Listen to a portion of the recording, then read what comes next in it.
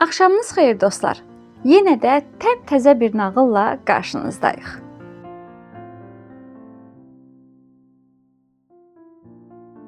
Bu axşam sizə Qırmızı Papaqlı Qurbağalar adlı polyak nağılını danışacağam.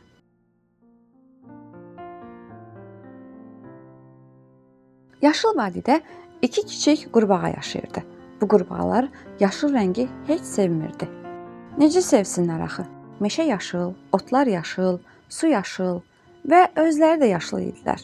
Yamyaşıl bir dünyada darıxır, özlərini itib batmış hiss edir, buna görə də yaşıl rəngi heç sevmirdilər.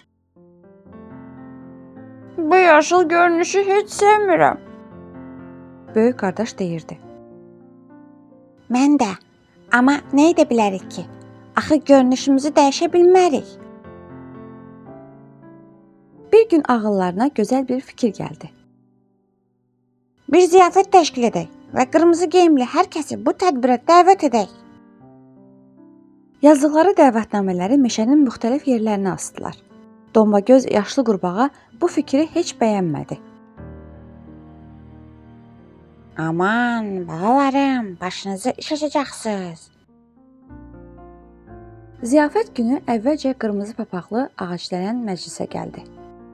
Sonra Parabüzən ailəsi təşrif buyurdu. Sonra sinəsi qırmızımtıl cırcırama qardaşlar gəlib çıxdılar. Lap axırda da kürəyi qırmızı çöl arıları vızıldaşaraq məclisə qoşuldular.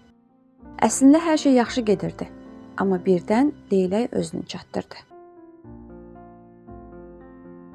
Mənim ayaqlarım qırmızıdır. Mən də sizə qoşulmaq, rəqs etmək, bir şey yemək istəyirəm. Qurbağalar Leyləyi görüb qorxudan gölə tullanaraq gözdən itdilər və məclis beləcə sona çatdı. Çünki Leylək qurbağa yeməyi çox xoşlayırdı. Amma qurbağa qardaşlar qırmızı geyim sevdasından əl çəkmədilər. Oturub özləri üçün qırmızı papaq tikdilər. Papaqları həqiqətən də inanılmaz dərəcədə gözəl idi. Yamyaşıl vadidə iki qurbağanın qırmızı papağı çox uzaqdan görünürdü.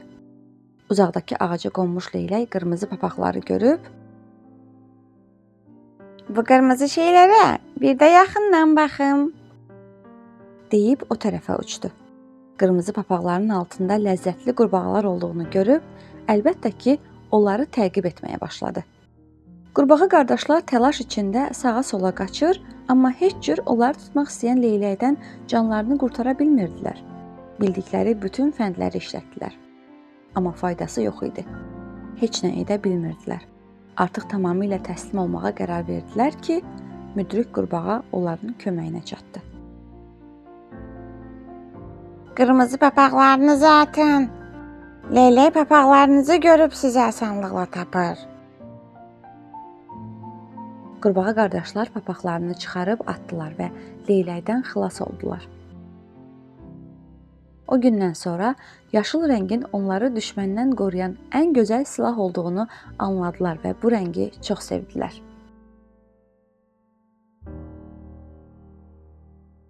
Bu axşamki nağılımızın da beləcə sonuna gəldik. Növbəti axşam yeni bir nağılla qarşınıza gələcəyik. Amma siz hansı nağılı dinləmək istəyirsinizsə, mütləq şərhlərdə bizimlə bölüşün.